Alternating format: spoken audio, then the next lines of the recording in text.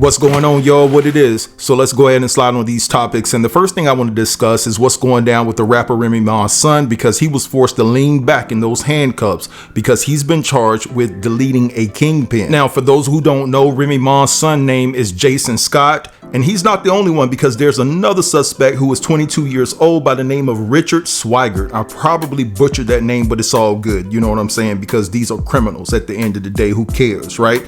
Now, Remy Ma's son is just 23 himself, and it is a sad situation when you take into account that Remy Ma has a son that possibly could go away for a very long time. But anyway, guys, I want you to check out this clip in regards to this situation, and I'll be back. Remy Ma is shaking. This is some very sad news. Remy Ma's oldest son, Jason Scott, has reportedly been arrested and charged. There's a lot to this story. Let's talk about it.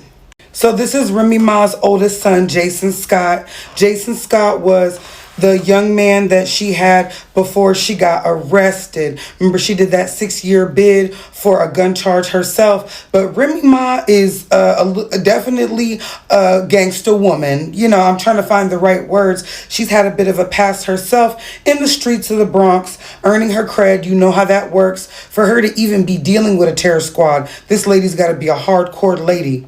Outside of her 6-year gun charge, she actually had priors. So, you know, Remy Ma, the apple don't fall far from the New York Bronx gangster tree.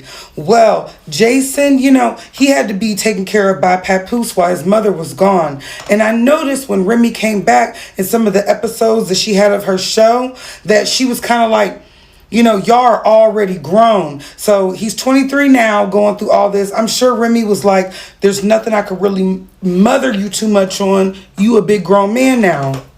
So along with this guy right here, Richard Swigert, they ended up unaliving kind of a kingpin.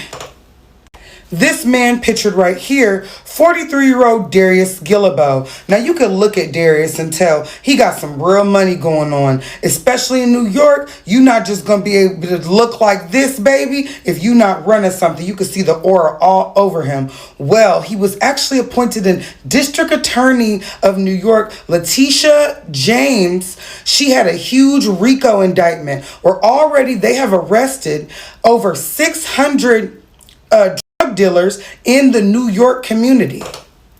It was called Operation Heatwave, and here's what they found on him. So they got 3 keys of cocaine, hundreds of bags of heroin, fentanyl, dozens of Oxycontin hydrocodone pills, and at least 3 indictments unsealed in Jefferson County Court today. Investigation led to roughly 850 bags of heroin mixed with fentanyl and 65 grams of heroin, going all the way down. Basically, this is a street value over $300,000. Okay, they busted them with real money. So this is the dude that he unalived. When you dig deeper into Operation Heatwave, this is indictment 1, and it's about him, the guy they unalived. So this might have created a war. The first indictment is comprised of 6 defendants accused of stealing narcotics in Jefferson and Queens counties. As alleged in the indictment, Darius Gillibo, aka D-Block, who resides in Queens County, was a narcotics source for Carlos Matos, Drew Scroy, and Raymond Perez in Jefferson County. Andrew Knowles served as another cocaine source for Matos. Curtis Benatacales, was also a Jefferson County narcotics reseller. So it's giving, he's the head, and this is a couple middlemen talking about resellers. So somebody with that level of power, and they unalived him in broad daylight, okay? Remy Ma is saying right now that they're handling all this in-house. The shooting occurred 2021, and honestly, I didn't know nothing about it. I didn't know he was up on no charges. But baby, he's out there playing real tough in them New York streets. I don't know what this is going to cause for Remy Ma. She says she don't want to talk about it, and they're handling everything in-house. I'm kind of scared, but a lot of them dudes in New York is getting arrested. That's why they keep saying the streets is dried up, y'all. They RICOing everybody. Big, huge cases. Everybody's got something to prove. The streets is dried up. They trying to make a point out of y'all. You know, Remy Ma has been in a lot of controversy. She's been running around with her side dude that is a part of her rap battle kind of conference, Easy to Barber or something. And, you know, they have been just letting him talk kind of crazy to Papoose in the press. It's been really messy. And I'm like, sister, you got all this going on with your son. Was that a distraction, or are you distracted? Are you not paying attention to what's going on to your home? Because this ain't looking good. All right, so you guys just heard all of that. I hope that Remy Ma's son is innocent along with the other suspect. They do have the right to due process, but I am going to throw this out there. The guy Gillabo, or AKA D Block, that got murked, if he was about to distribute heroin, and I'm paraphrasing here, mixed with Fenty, then he probably needed to go. Because at the end of the day, you're about to push a product that's going to potentially take out a lot of people. We know how that Fenty is taking out so many people, especially within our community. And, you know, I'm not saying that he actually knew. Maybe he didn't know. And if he didn't know, I will retract this statement. But if he did know, and just like the old church folks say, ain't God good? And won't he do it? You know what I'm saying? But honestly, we'll never know because he's no longer here, unfortunately. I don't want this to sound like this man deserved what he got. But at the end of the day, I'm talking about from a community standpoint. If you're out here poisoning our people, I just don't have any heart for you. You know what I'm saying? Now, a lot of people are asking the question, is this an indictment on Remy Ma's character when it comes to her potentially being a bad mother? And my response to that would be, listen, you can be good parents and your child can still go astray, right? But in Remy Ma's case, she was running the streets. She did some jail time for popping a chick. I mean, she was just a very, very wild girl. And now she's running around with a dude that's around the age of her son. So I can't say that she's the best example for a mother out there. But in the same breath, I do want to pose the question and ask, where's the father? Because the father has some responsibility in regards to taking care of his son too and making sure that he's guided down the right paths. It's just not all on Remy. Now, if he's not locked up or passed away, where is he at? You know what I'm saying? But anyway, I'm hoping for the best as it pertains to this particular situation. So let's move along. And I want to talk about this situation that's going down with Timbaland+Swizz Beats. If you guys don't know, they have formed this type of partnership with Elon Musk, and now they're bringing Verzuz back to X, aka Twitter. Now, a lot of people are looking at Timbaland+Swizz Beats with the side eye because they're saying, oh, you getting down with Elon Musk like that? And I think it was like a couple of days ago when he agreed to something on X where somebody stated that more melanated people delete more people that look like him. And so we know the controversial statements that he has said in the past in regards to melanated people, and people are just puzzled by this decision by Swizz Beats and Timbaland to partner up with Elon Musk. Well, happy Juneteenth to everybody, except these people. No happy Juneteenth to y'all, because Elon Musk has, liked posts dehumanizing black people as subhuman. He's questioned whether black people belong at elite institutions, essentially said racism no longer exists, but then repeats racist tropes about black folks, including to Don Lemon's face. Has essentially endorsed the ideas that would have underpinned apartheid in his home country of South Africa. And this is the partnership that y'all felt was appropriate to try to bring this thing back from its death after the pandemic. This is it. You couldn't do this with like YouTube or Spill, just with him?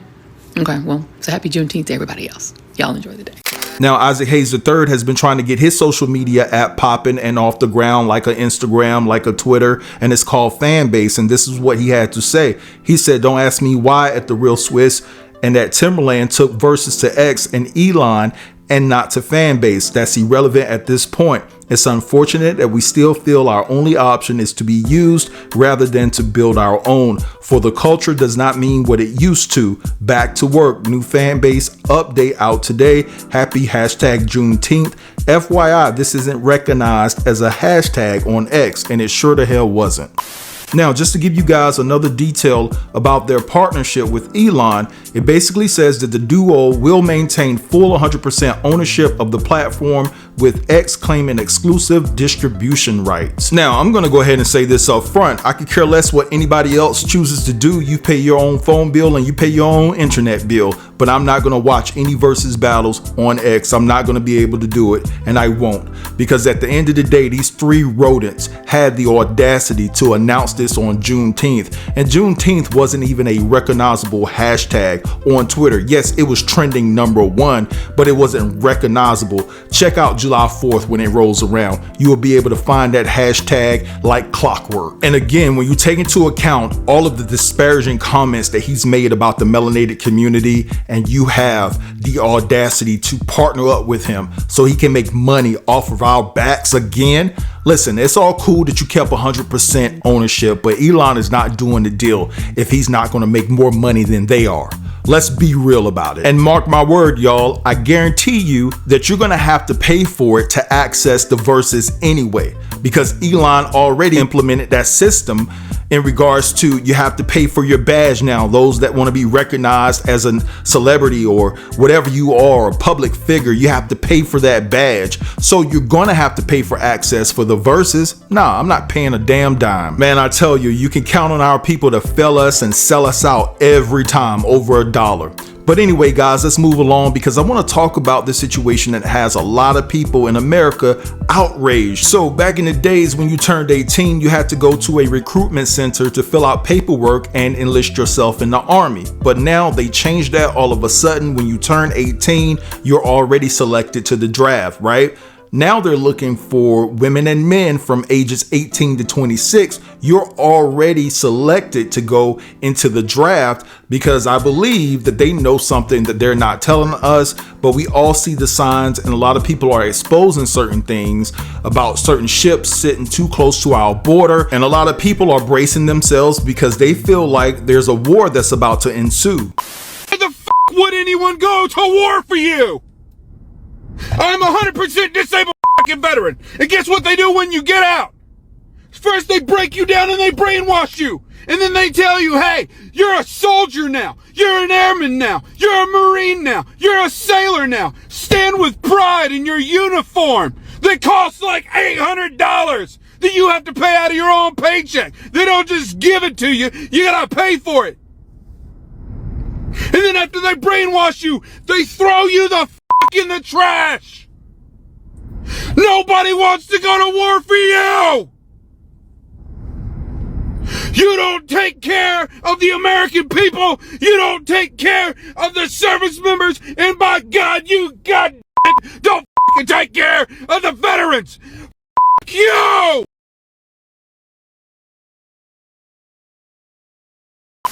So I'm looking on TikTok, and apparently our government passed a bill that said our boys, our sons, will automatically be registered for the draft from the age of 18 to 25, I believe. Excuse me. They will literally have to get the entire military to disperse into the entire United States to wrangle these boys up. Because when I tell you, the parents, me, all the parents out there of men, young men, look, now they've been able to get away with a whole lot of stuff, right? And hasn't been too much uprising.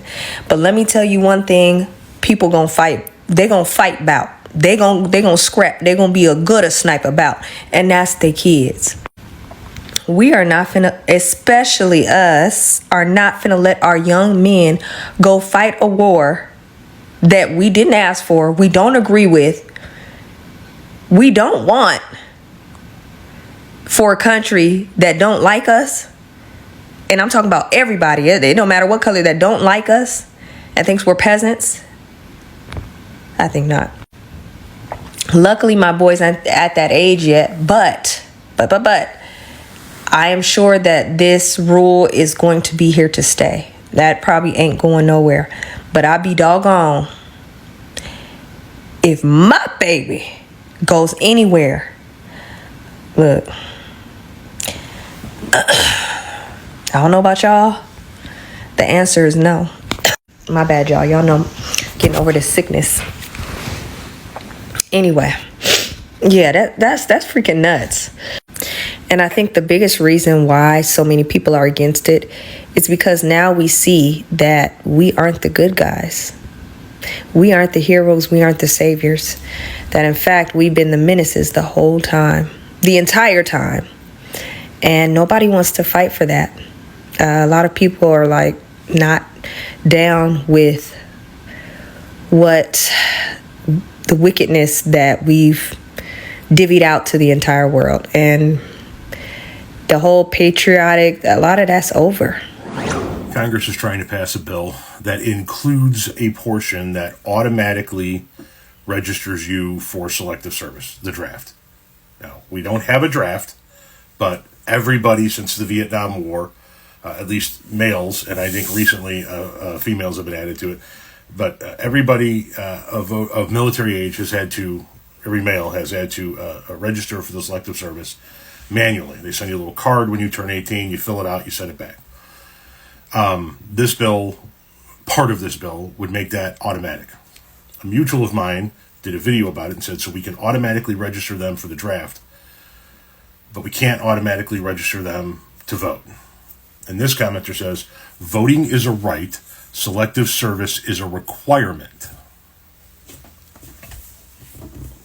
Where in the Constitution does it say selective service is a requirement? And wouldn't it be more important to make sure every citizen in the United States votes? I'm just confused by your thought process here. The only reason we have required selective service registration is because we made it that way. We can require everybody to register to vote if we want to. And you're right, voting is a right. It's a sacred right. It's probably one of your most important rights. So wouldn't it behoove us, wouldn't it be beneficial to our nation if we made it automatic that when you turned 18, you were registered to vote and got the word out to everybody so as many people as humanly possible in this country exercise their right to vote so that we had as true of a representation as humanly possible? So a bill was recently passed by the United States government basically saying that anybody between the ages of 18 to 26 is going to be forcefully drafted into a war. I'm trying to figure out why in the hell I would fight a war for this country when I'm already at war here. We can't even afford basic necessities. The car market is shit. The house market is shit. We can't even afford groceries, but you expect us to have the fight in us to go across the entire world to fight a war with people we know nothing about on territory we know nothing about? But I'm trying to tell y'all, they don't care about us at all. They don't care about basic human life. We are seen as slaves. We are seen as replaceable. Our lives do not matter to them. So there's absolutely no way I'm going across the world to fight a war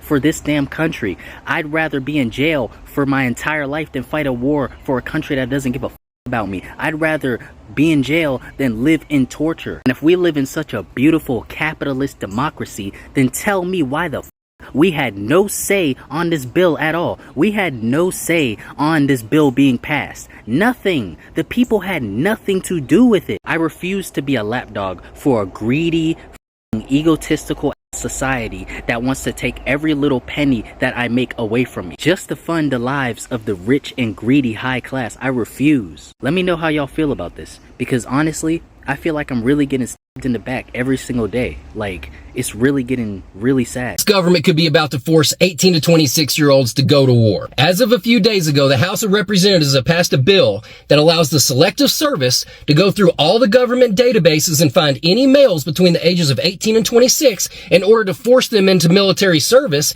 if the government decides we need them to go and fight. Now, the real question here is not why did they do that, because you are required in the United States to be registered for this anyway, but why are they doing it now?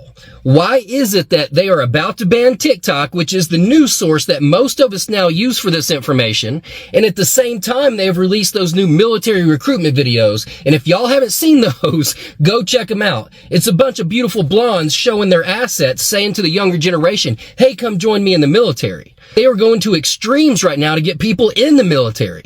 So you just got to ask yourself, why right now? And I have nothing against the military. It can be a great career for some people that choose it. But the key word there is choose it.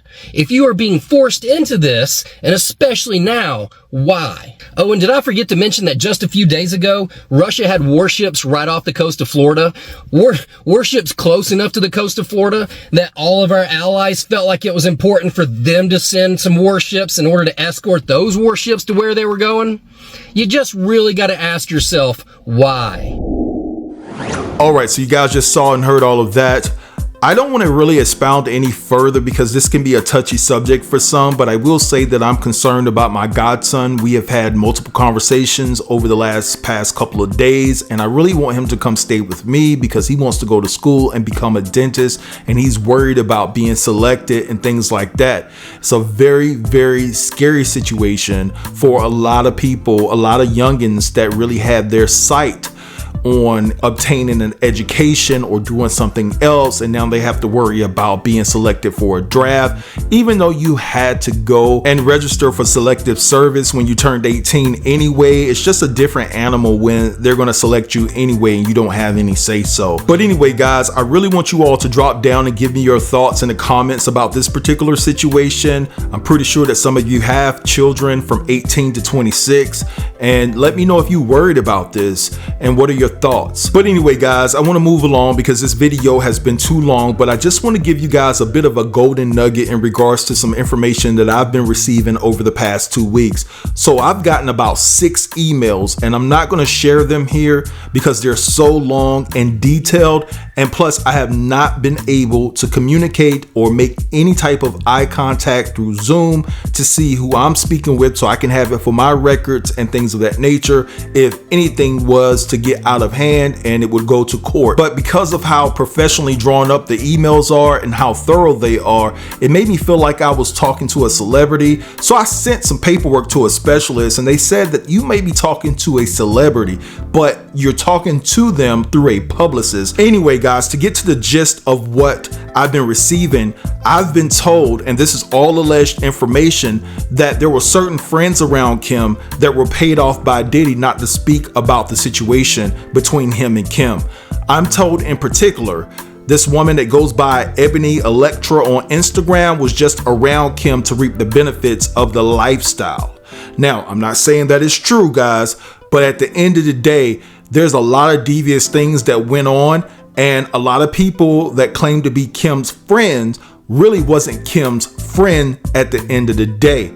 And they're saying that the woman that was claiming to be Kim's niece, you see that she went away, right? Now, I told you that I received information that she was on the run, but they're telling me that this woman was quietly paid off by Diddy. So what we have is rumors, right? Alleged rumors that there's a portion of Kim's family that took payouts from Diddy to keep quiet, including her father. Now we're starting to learn that there could be friends of Kim that was truly fake friends to her, and they have taken payment from Diddy to keep quiet about what they may know in regards to the nature of his relationship with Kim. But I want you guys to stay tuned for when I drop this information. Like I said, I have to verify who the hell I'm talking to before I put anything out, before I read these emails in particular, right? And so there's a big name tied to this. I want you guys to drop down in the comments to see if you can guess whose name has been tied to this. So I'm going to draw the line right here. Don't forget to like, comment, share, and subscribe if you're new here, and I'll talk to y'all later. Peace.